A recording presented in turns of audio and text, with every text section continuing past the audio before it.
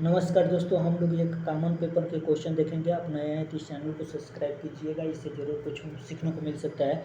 तो यहाँ पर कह रहा है कि देखिए ये क्वेश्चन हम लोग चलते हैं। कह रहा है कि एक राशि से किसी दर पर साधारण ब्याज पर 2 वर्षों के लिए उधार दी जाती है, तो उसे 3% अधिक दर पर उधार दिया जाता है। तो उसे कितना रुपया अधिक मिलता है? तो उसे 300 रुपया अधिक मिलता है। तो हमें मूल राशि ज्ञात करना है, ठीक है ना। तो सबसे पहले हमें क्या कर रहे हैं, 2 वर्षों के लिए उधार दिया जाता है तो 3% अधिक मिलता है। तो कुल टोटल कितना परसेंट हो जाएगा? तो 6% हो जाएगा। 6% इज इक्वल टू कितना हो जाएगा? ये 300 रुपया हो जाएगा। 300 रुपया हो जाएगा ना। तो ये 6%, ये 2 वर्ष के लिए 3% अधिक दिया जाता है। तो कुल टोटल कितना परसेंटेज हो जाएगा? 6% हो जाएगा। तो हम लोग जानते हैं कि 1% का मान कितना हो जाएगा? ये 50 हो जाएगा। हाँ, एक यूनिट का मान कितना हो जाएगा? तो 50 हो जाएगा। तो हमें मूल राशि मतलब हमें 100% की वैल्यू ज्ञात करना है। तो 100% की वैल्यू क्या हो जाएगी? ये 50 हो जाएगा। 50 के बाद से डबल जीरो ओवर हो जाएगा, डबल जीरो हो जाएगा। तो 500 रुपया हो जाएगा। ये क्या हो जाएगा? ये 500 रुपया, 500 रुपये का 5000 रुपया हो जाएगा। तो ये हमें क्या ज्ञात हो जाएगा? ये मूल राशि 5000 रुपये हो जाएगा। इसका ऑप्शन नंबर ये 20 सही हो जाएगा। उसके बाद से आगे देखिए, कह रहा है कि एक खुदरा व्यापारी माल बेचते समय अपने कंपनी उत्पादों के अंकित मूल्य पर वो 30% छूट देता है। तो मान लेंगे कि उसका अंकित मूल्य कुछ होगा। तो सबसे पहले अंकित मूल्य को हम MRP को क्या मान लेंगे? MRP को मान लेंगे हम 100 रुपया। तो MRP क्या हो जाएगा? ये 100 रुपया। और छूट देता है, तो छूट देता है मतलब वो छूट देता है तो 80p हो जाएगा। ये कितना देता है? तो 30%, तो ये 70 हो जाएगा। यहाँ पर कह रहा है कि यदि खुदरा व्यापारी उन्हीं उत्पादों को अंकित मूल्यों पर इस रुपया को अंकित मूल्य पर मान के 70 ही रुपये में अगर बेचा जाए तो लाख % बताइए। तो यहाँ पर दोनों का अंतर कितना हो जाएगा? दोनों का अंतर हम जानते हैं कि 30% हो जाएगा। और 30 पर तो ये 70 पर हो जाएगा। और इसका हम परसेंटेज वैल्यू ज्ञात करना है, तो ये परसेंटेज वैल्यू हो जाएगा। ठीक, तो यहाँ पर ये 0 से 0 कट जाएगा। तो कुल कितना हो जाएगा? ये 300 हो जाएगा और बटा 7 हो जाएगा। तो इसको कटाएंगे ना तो कितना आएगा? तो 728, ये 728, ये 4 बार जाएगा।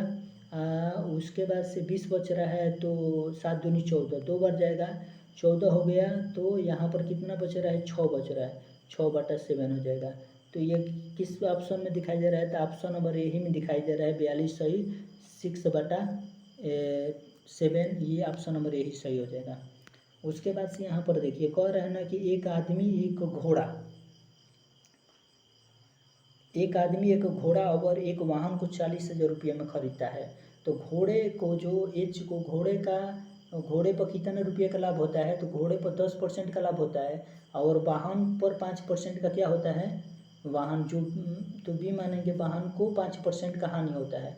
ठीक, 5% हानि होता है। कुल सौदे में 1% का क्या होती है? तो कुल सौदे में 1% का हानि होता है। तो यहाँ कुल सौदे में 1% का लाभ होता है। तो यहाँ पर पूछा है कि घोड़े का क्रय मूल्य क्या ज्ञात कीजिए। तो इसको हम लोग घटाएंगे, तो इधर घटाएंगे तो इसको क्या हो जाएगा? ये 6 हो जाएगा। ये घटाएंगे ना इसको, तो ये भी माइनस रहेगा, घटाएंगे तभी ना। तो 6 हो जाएगा और 6 हो जाएगा। और यहाँ पर ही जो को घटाएंगे तो ये 9 हो जाएगा, ठीक है ना। तो 6:9 हो जाएगा। इसको घटाएंगे तो ये 2 अनुपात क्या हो जाएगा? 2:9 हो जाएगा। हमें घोड़े को ज्ञात करना है 2 अनुपात वाला। तो ये 40 बट्टा ये 2 बट्टा क्या हो जाएगा? 5 हो जाएगा। 8 बचे क्या हो जाएगा? 8 बचे 40, 8 बार में। तो ये 8 हो जाएगा। 8 दूनी क्या हो जाएगा? 8 दूनी 16, कितने जीरो? 3 जीरो हो जाएगा। तो ये 16,000 आएगा। देखिए तो ऑप्शन नंबर किस में है? 16,000 ऑप्शन नंबर ये सी में है। तो हमारे ये क्वेश्चन का आंसर हो जाएगा। आगे देखिए, आगे क्वेश्चन जो सबसे मोस्ट इम्पोर्टेंट है, हम लोग ये क्वेश्चन को हल करेंगे और बताया ये इस क्वेश्चन का आंसर क्या होगा। तो हम लोग जानते हैं कि चाल बराबर क्या होता है? ये चाल बराबर क्या होता है? चाल बराबर ये दूरी बटा क्या होता है? यहाँ पर दूरी बटा समय होता है। दूरी बटा समय होता है, ये होता है ना। तो हम दूरी इक्वल टू डायरेक्ट लिख रहे हैं, ठीक है ना। तो यहाँ पर कितना दिया है यहाँ पर? तो हमें दूरी ज्ञात करना है ना। तो यहाँ पर देखिए, एक मिनट, हमें दूरी हम डायरेक्ट यहाँ पर ज्ञात कर रहे हैं, ठीक है ना। डिस्टेंस को हम ज्ञात कर रहे हैं, तो ये दूरी को ज्ञात कर रहे हैं, तो यहाँ पर सबसे पहले क्या हो जाएगा, चाल दिया गया है, तो चाल 60 की दिया गया है, और दूरी कितना है, तो 200, ये 10, तो 210 ये दूरी दिया गया है। तो यहाँ पर जो एक 210 दिया गया है, मिनट में दिया गया है, तो इसको किस में चेंज करेंगे, इसको घंटा में चेंज करेंगे, तो ये कट जाएगा, तो दूरी कितना हो जाएगा, 210 ये कुल दूरी हो जाएगा। तो 210 ये दूरी हो जाएगा ना, तो यहाँ पर कह रहा है कि 80 किलोमीटर प्रति घंटा के चाल से वही दूरी का मतलब 210 मीटर वाली वही दूरी तय करने में कितना समय लगेगा, ठीक है ना। कितना समय लगेगा ये हमें बताना है, तो हमें मालूम करना है। तो यहाँ पर देख लीजिए, सबसे पहले हम लोग क्या करेंगे, हमें वही दूरी तय करने में कितना समय लगेगा।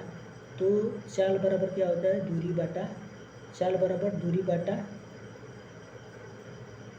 समय होता है। हमें क्या ज्ञात करना है, हमें ज्ञात करना है समय। तो हमें ज्ञात करना है समय ना, तो यहाँ पर देखिए एक मिनट, अगर हमें समय टाइम ज्ञात करना है, तो टाइम ज्ञात करना है तो डिस्टेंस हो जाएगा, और डिस्टेंस बटा ये क्या हो जाएगा, स्पीड हो जाएगा, तो स्पीड हो जाएगा। तो यहाँ पर हम लोग देख रहे हैं कि डिस्टेंस कितना दिया गया है, 210 दिया गया है, और जो डिस्टेंस इतना दिया गया है, और एस जो कह रहा है ना, और यहाँ पर जो स्पीड कितना दिया गया है, तो स्पीड हम लोग जानते हैं कि 80 दिया गया है, तो ये कट जाएगा, 0 से 0 कट जाएगा, और 8 दूनी क्या हो जाएगा, 8 दूनी 16, 8 दूनी 16, 8 दूनी 16, ये कितना बच रहा है, 5 बच रहा है, 8 दूनी 16 और 8 दूनी 16, ये कितना हो जाएगा, 8 सही 5 बटा 8 हो जाएगा, 2 सही 5 बटा 8 होगा। देखिए 2 सही 5 बटा 8 आ रहा है, तो 2 सही 5 बटा 8 घंटा होगा। ऑप्शन नंबर इसका क्या हो जाएगा, ऑप्शन नंबर ये हो जाएगा। ठीक, आगे वाला क्वेश्चन देखिए, ये कह रहा है ना कि ये जो कह रहा है कि ये एक काम 80% काम जो कह रहा है ना कि 80% काम 20 दिन में करता है, जो ये 80% काम कितने दिन में करता है, तो ये का हम ज्ञात कर लेंगे कि ये का एक दिन का काम कितना हो जाएगा। तो हम लोग जानते हैं 80 बटा 20, मतलब 80 बटा ये 20 के मतलब क्या हो जाएगा, 80 बटा 20 के मतलब जानते हो, 80 बटा 20 के मतलब 4 हो जाएगा, 4 यूनिट हो जाएगा, माने ए का क्या हो जाएगा, 4 यूनिट हो जाएगा, ए का 4 यूनिट हो जाएगा। ये अब दिया, तो हम लोग 1 यूनिट का मान ज्ञात हो गया, और कह रहा है कि बी को बुला लिया जाता है, तो ए उसमें पहले ए था, और बी को भी क्या किया जा रहा है, और बी को भी अब शामिल किया जा रहा है। तो अगर बी को भी शामिल किया जा रहा है ना, तो बचा हुआ काम बच रहा है कितना, 20% काम बच रहा है ना, तो वो 3 दिन में ख़त्म करता है। तो बचा हुआ काम वो कितने दिन में, तो 20 बटा क्या हो जाएगा, 20 बटा ये हो जाएगा 3। तो 20 बटा जब ये 3 हो गया, तो हमें कह रहा है कि बी अकेला उस कार्य को कितने दिन में करेगा। तो हम लोग जानते हैं कि ए का यूनिट कितना है, 4 है, तो 4 को हमें बी का मान इसको ज्ञात करना है, तो इधर वाला 4 को घटाएंगे, इधर वाला ये अगर यहाँ पर हम 4 का मान रखेंगे ना, इधर आएगा तो घट जाएगा। तो ये 4 थी 12 20 में से अगर 12 को घटाएंगे तो कितना आ जाएगा, तो 20 में से 12 को घटाएंगे ना, तो ये 8 बटा 3 हो जाएगा।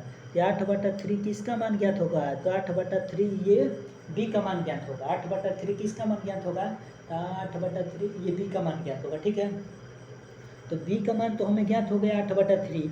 तो यहाँ पर कह रहा है ना कि बी अकेला, ये कह रहा है कि पूरा काम अकेले करने में बी को कितना समय लगेगा। यहाँ पर देखिए मैंने कि पूरा काम अकेले करने में बी को कितना समय लगेगा। यहाँ पर ना तो हमें क्या करना है, कुल टोटल काम कितना है, कुल टोटल काम ये 100 है, और बी को पूरा करने में ना ये 8 बटा क्या हो जाएगा, 8 बटा 3 कितना समय लग रहा था, 3 बटा 8 किया टोटल 3,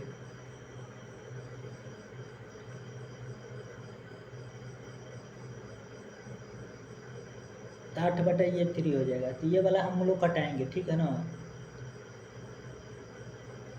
पता ना कितना आया था यार।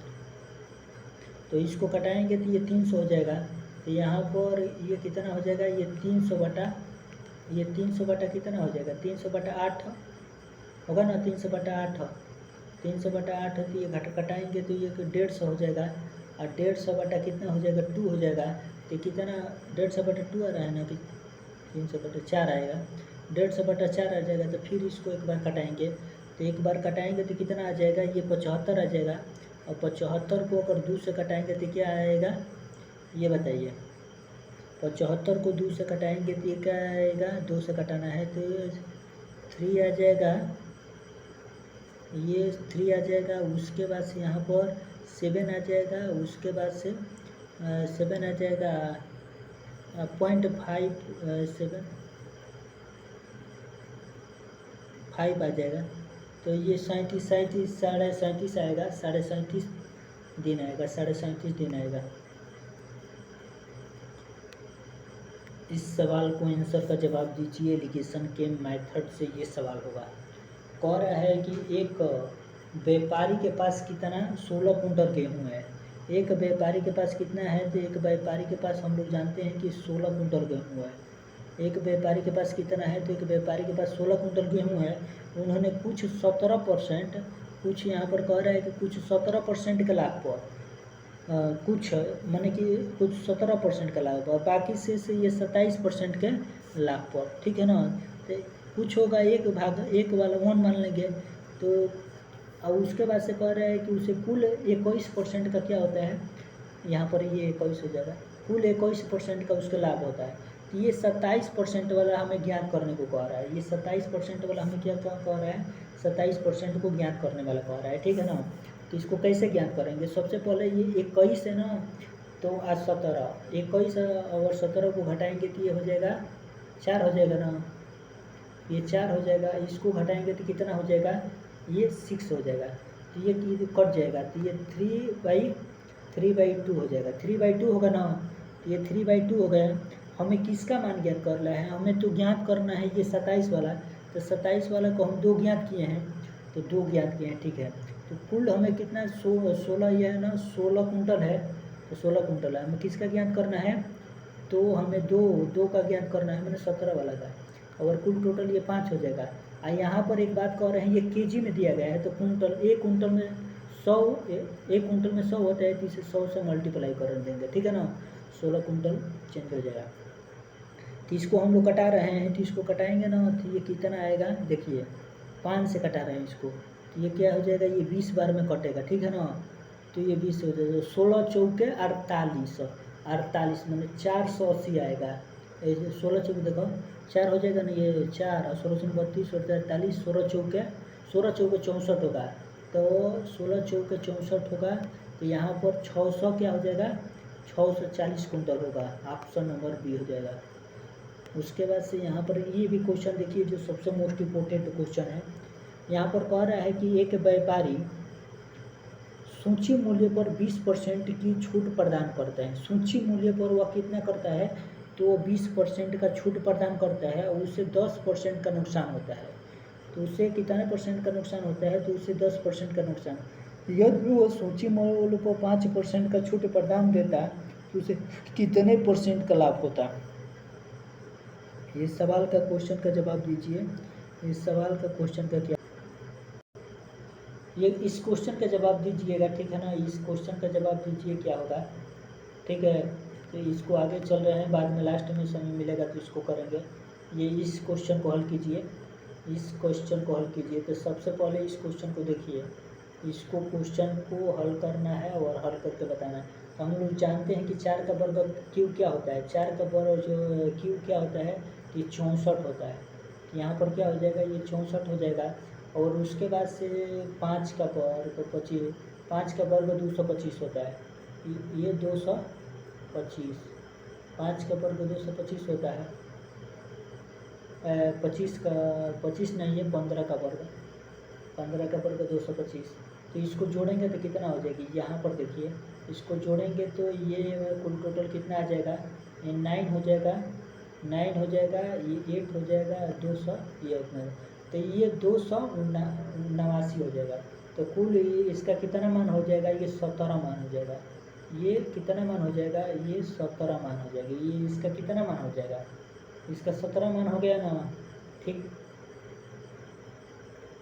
इसका कुल 17 मान हो गए, मतलब कि 17 का क्या हो जाएगा, ये वर्ग हो जाएगा यहाँ पर 17 का। यहाँ पर हम कह रहे हैं कि इसका वर्गमूल निकालना है, तो इसको वर्गमूल निकालेंगे तो 17 हो जाएगा। और फिर इसका हमें क्या करना है, इसका क्यू करना है, इसके 3 घात ज्ञात करना है। तो 17 के 3 घात ज्ञात कीजिए, तो 17 का ये वर्ग क्या होता है, हम लोग जानते हैं कि 17 का वर्ग 289 होता है। और 289 में फिर 17 से गुणा कर देंगे, तो 17 से गुणा कर देंगे तो बताइए 9 सत्ते 63, 9 सत्ते ये क्या हो जाएगा, 9 सत्ते 63, हासिल 6 हो जाएगा। 7 8 56, 56 यहाँ पर 56, 7 8 56 और 6 क्या हो जाएगा, ये 2 हो जाएगा, ठीक है। और हासिल क्या हो जाएगा वहाँ पर ये हो जाएगा 7 और 56। और उसके बाद से 7 दूनी 14, 7 दूनी 14, यहाँ पर क्या हो जाएगा 7 दूनी 14 और क्या हो जाएगा, तो यहाँ पर हम लोग याद करेंगे, 1 मिनट। 9 7 63 के 3 और 7 8 56 और 6 ये हो जाएगा इतना, ये हो जाएगा तो 1 62 और 6 वहाँ से बचा, 7 दूनी 14 और 14 और 6 कितना हो जाएगा, ये 20। तो यहाँ पर क्या हो जाएगा, ये 20 हो जाएगा, ठीक है ना। अब हमें जोड़ना है, इसमें कितना जोड़ना है, तो ये 20 और 56, 1 मिनट। यहाँ पर कुल टोटल आ रहा है 20 56 और कितना जोड़ना है हमें, 17 का वर्ग। तो 17 का वर्ग 289, 289 हो जाएगा यहाँ पर। तो जोड़िए इसको, ये हो जाएगा 6 हो जाएगा, ये तो आ ही नहीं रहा है, 7 9 63 होता है, ये 3 हो जाएगा लास्ट में। तो 7 9 3 हो जाएगा, ठीक है ना, 3 हो जाएगा। ये इसको जोड़ेंगे तो क्या हो जाएगा, ये 4 हो जाएगा, और इसको जोड़ेंगे तो ये 9 हो जाएगा, और 9 होगा 9। और यहाँ पर तो एक ही होगा, यहाँ पर एक कोई होगा, यहाँ पर 1 से कुछ होगा, 49 से 13 आएगा, ऑप्शन नंबर ये हो जाएगा। थोड़ा मल्टीप्लाई में कहीं गड़बड़ हो रहा है, बस हमें यहाँ पर सब चीज़ ज्ञान कर लिए थे, ये 7 का क्यू हमें ज्ञान करना है, तो यही हो जाएगा ऑप्शन नंबर। इसका मान हमें ज्ञात करना है, तो इसका मान हम लोग साधारण तरीके से ज्ञात कर सकते हैं। तो ए और बी का हमें अनुपात ज्ञात करना है। ए का मान कितना दिया गया, 5.5 दिया गया है, और बी का मान कितना दिया गया है, 0.65 दिया गया। इसको भी 100 से मल्टीप्लाई करेंगे, और इसको भी 100 से मल्टीप्लाई करेंगे, ठीक है, दोनों को। तो मल्टीप्लाई करेंगे तो ये हो जाएगा 550, और ये हो जाएगा 65, ये 565 हो जाएगा। तो 5 से ये 65 हो जाएगा, तो इसको कटाएंगे हम, कितने से कटाएंगे, 5 से कटाएंगे, तो ये हो जाएगा 11 जीरो हो जाएगा, और 11 जीरो हो जाएगा, ये हो जाएगा 13, ये क्या हो जाएगा, ये 13 हो जाएगा। तो 110 बटा ये 13, 110 बटा 13 और दिखाई दे रहा है, देखिए तो 110 बटा 13 ऑप्शन नंबर ए हो जाएगा, ऑप्शन नंबर ए हो जाएगा। और यहाँ पर ये क्वेश्चन आसान क्वेश्चन है, थोड़ा बताइए इसका क्या होगा आंसर। इस क्वेश्चन का जवाब दीजिए, वो वाला जो एक क्वेश्चन छोटा है उसका जवाब जरूर दीजिएगा। इस क्वेश्चन का देखिए हम लोग क्या कर रहे हैं, कह रहा है कि 5 वर्षों में, कह रहा है ना कि 5 वर्षों में 7% वार्षिक दर से एक राशि इतने रुपया का साधारण ब्याज बन जाता है, तो राशि ज्ञात कीजिए। तो हमें राशि ज्ञात, साधारण ब्याज बन जाता है 5 वर्षों में 7% वार्षिक दर से एक राशि पर इतने रुपये का साधारण ब्याज बन जाता है। ये साधारण ब्याज बन रहा है, ठीक है ना। ये 35% इक्वल टू कितना हो जाएगा, तो यहाँ पर 35% इक्वल टू कितना हो जाएगा, ये 35% इक्वल टू कितना हो जाएगा, तो 5 3 20 हो जाएगा। हमें 100% पर मानिए ज्ञात कर लेंगे, जो आएगा इसका आंसर हो जाएगा। तो इसका आंसर बताइएगा कमेंट में। आगे चल रहे हैं हम क्वेश्चन पर, ठीक है ना। इसी में से कोई आंसर है इसका बताइए कितना आ रहा है, ये वाला। हम लोग अब चलते हैं अपने जीके जीएस वाला क्वेश्चन पर। कह रहा है कि अलकनंदा और भागीरथी नदी का संगम कहाँ होता है।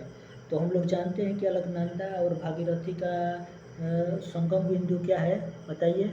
तो ये देवप्रयाग है, अलकनंदा और भागीरथी का। तो अलकनंदा और भागीरथी ये देवप्रयाग से संबंधित है। उसके बाद से कह रहा है कि गढ़ केसरी के नाम से जो व्यक्ति प्रसिद्ध है वह कौन है। तो बताइए गढ़ केसरी के 42 नंबर क्वेश्चन का जवाब दीजिए, क्या हो जाए। गढ़ केसरी के नाम से जो जानने वाले व्यक्ति हैं, ये उत्तराखंड के गढ़वाल क्षेत्र के एक महत्वपूर्ण स्वतंत्र सेनानी थे, अनु सूर्या प्रसाद बहुगुण, इसमें दिया है। हाँ, 42 का क्या हो जाएगा, तो इनका नाम क्या याद रखिएगा, अनु सूर्या प्रसाद बहुगुणा, अनु सूर्या प्रसाद बहुगुणा इनका नाम है, अनु सूर्या प्रसाद बहुगुणा। ये ऑप्शन नंबर ये हो जाएगा, इनमें से कोई नहीं। ऑप्शन नंबर क्या हो जाएगा, ऑप्शन नंबर ये हो जाएगा, ये स्वतंत्र सेनानी थे, ये गढ़ केसरी के नाम से जाने जाते हैं, अनु सूर्या प्रसाद उनका नाम है। यहाँ पर देखिए कह रहा है कि टिहरी राज्य का भारतीय संघ विलीनीकरण वर्ष है, तो टिहरी राज्य का भारतीय संघ विलीनीकरण का वर्ष है, बताइए कब हुआ था। 43 नंबर क्वेश्चन का, टिहरी राज्य का भारतीय संघ के विलीनीकरण 1949 ईस्वी में किया गया था, तो 1949 में किया गया था, तो ऑप्शन नंबर क्या हो जाएगा, ये हो जाएगा। थोड़ा क्वेश्चन को देखिए, क्वेश्चन देखना जरूरी है। टिहरी राज्य का भारतीय संघ विलीनीकरण 1949 में किया गया था, और ये कह रहा है कि अजमल अमीर कसाब को फांसी दी गई किस दिन दिया गया था, अजमल अमीर कसाब को फांसी किस दिन दिया गया था। 44 नंबर क्वेश्चन का जवाब दीजिए, तो ऑप्शन नंबर ए को मुंबई आतंकवादी हमले में 2008 में मुख्य आरोपी अजमल अमीर कसाब को पुणे के यरवादा जेल में 21 नवंबर 2012 को फांसी दिया गया था। ये 21 नवंबर 2012 को दिया गया था, 21 नवंबर 2012 को अजमल अमीर कसाब को फांसी दिया गया था, 21 नवंबर 2012 को। ठीक, उसके बाद से कह रहा है कि बद्रीनाथ धाम उत्तराखंड के किस जिले में स्थित है, तो ये बद्रीनाथ धाम उत्तराखंड के किस जिले में से संबंधित है। 48 नंबर क्वेश्चन का जवाब दीजिए, तो ये हो जाएगा, ये बद्रीनाथ धाम उत्तराखंड के किस जिले में है, तो ये ऑप्शन नंबर ए हो जाएगा, ये चमोली जिले में है, बद्रीनाथ उत्तराखंड के चमोली जिले में है। उसके बाद से कह रहा है कि अशोक किस राजवंश से संबंधित है, बताइए अशोक किस राजवंश से संबंधित है। अशोक मौर्य राजवंश से संबंधित है। अशोक किससे संबंधित है, तो अशोक मौर्य राजवंश से संबंधित, अशोक मौर्य राजवंश से संबंधित है, ऑप्शन नंबर ई हो जाएगा। उसके बाद से हम लोग आगे क्वेश्चन चलेंगे, आगे क्वेश्चन को देखेंगे। अलकनंदा हो गया,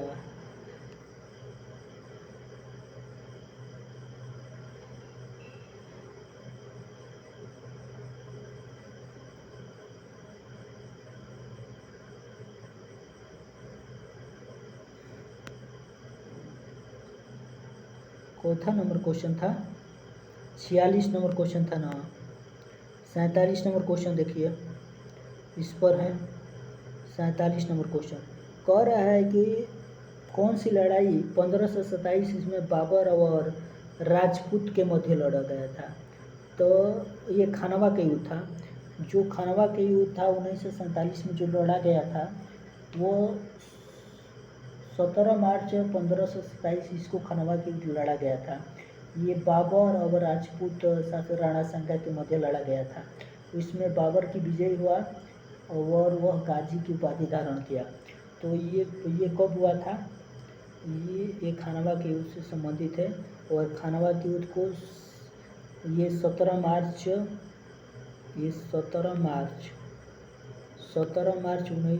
1527 को खानवा के युद्ध हुआ था। कह रहा है कि आर्यभट्ट और ब्राह्मीर किसके समय में थे, बताइए। आर्यभट्ट और ब्राह्मीर किसके समय में थे, गुप्त, चोल और मौर्य, बताइए आर्यभट्ट किसके समय में थे, तो चंद्रगुप्त मौर्य पर हो सकता है। 48 का क्या हो जाएगा, ये 48 का इधर गुप्त के समय में थे। आर्यभट्ट और यहाँ पर देखिए, आर्यभट्ट और ब्राह्मीर ये किसके समय में थे? तो गुप्त के समय में थे। ये गुप्त के शासनकाल के समय में रहते थे।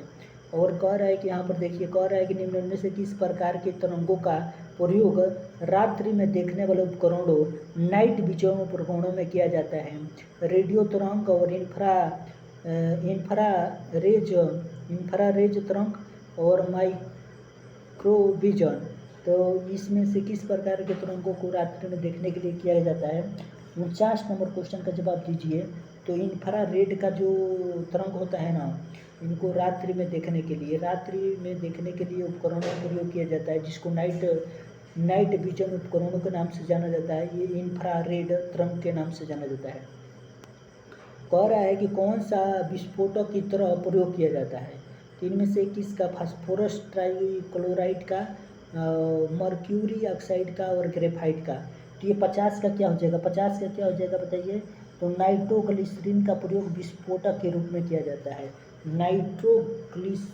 नाइट्रोग्लिसरीन के रूप में। तो यहाँ पर क्या हो जाएगा?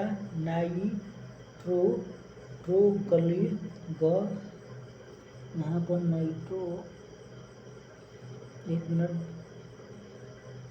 नाइट्रोग्लिसरीन, यही तो चौथा नंबर क्वेश्चन है, 50 नंबर क्वेश्चन है। तो ये नाइट्रोग्लिसरीन है, ग्लिसरीन का प्रयोग किया जाता है। नाइट्रोग्लिसरीन का प्रयोग ये विस्फोटक के रूप में प्रयोग किया जाता है।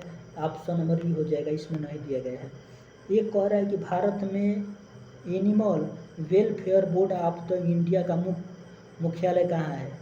तो यहाँ पर बताइए 51 नंबर क्वेश्चन का, भारत में एनिमल और वेलफेयर बोर्ड ऑफ इंडिया का मुख्यालय ये चेन्नई में स्थित है। ऑप्शन नंबर क्या हो जाएगा? ऑप्शन नंबर चलना है, हमें क्या कहाँ चलना है? तो एनिमल वेलफेयर बोर्ड इंडिया का मुख्यालय देखने चलना है, तो ये चेन्नई से संबंधित हो जाएगा। उसके बाद से कह रहा है कि 1833 में राजा राम मोहन राय का निधन हो गया। 1833 में राजा राम मोहन राय का निधन हुआ, तो ब्रह्म समाज का नेतृत्व किसने संभाला था? तो बताइए किसने संभाले थे ये? तो बताइए, 52 नंबर क्वेश्चन का जवाब दीजिए। ये देवेंद्र नाथ, इसको जब उनका मृत्यु हो गई तो किसी को देना पड़ेगा ना, तो हम लोग देवेंद्र नाथ को दे देंगे, ठीक है ना। तो देवेंद्र नाथ कौन थे बताइए? देवेंद्र नाथ रविन्द्रनाथ टैगोर के पिताजी थे। यहाँ पर 1833 में राजा राम मोहन के निधन के बाद ब्रह्म समाज का नेतृत्व किसने संभाला था? तो ये देवेंद्र नाथ को दे दिया गया था। देंगे ना, अगर किसी के मृत्यु होगा तो निश्चित तौर पर हम देंगे। ये देवेंद्र नाथ को दे दिए थे। और यहाँ पर 53 नंबर क्वेश्चन पर चलेंगे हम लोग। 53 नंबर क्वेश्चन, ये तो दिखाई नहीं दे रहा है इसमें। 53 नंबर क्वेश्चन दिखाई नहीं दे रहा है।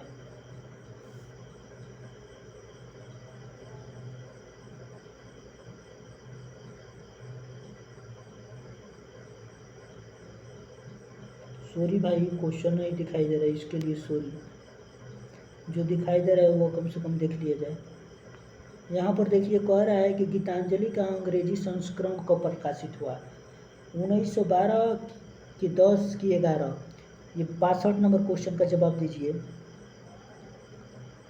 तो 1912 में ये गीतांजलि का अंग्रेजी संस्करण 1912 में प्रकाशित हुआ। और कह रहा है कि झीलों की वाटिका किसे कहते हैं? फिनलैंड को। झीलों की वाटिका ये फिनलैंड को कहते हैं। किसको कहते हैं? कि 63 का क्या हो जाएगा? ये हो जाएगा झीलों की वाटिका। और उसके बाद से कह रहा है कि बृहद प्रदेश की लंबी अवधि के मौसम परिस्थितियों और उनके बदलाव के कुल जोड़े को कहते हैं। कह रहा है कि बृहद प्रदेश की लंबी अवधि की मौसम परिस्थितियाँ और उनके बदलाव के मुख्य जोड़ को क्या कहते हैं? ये 64 नंबर क्वेश्चन का जवाब दीजिए। कह रहा है तो इसको क्या कहेंगे? जलवायु कहेंगे।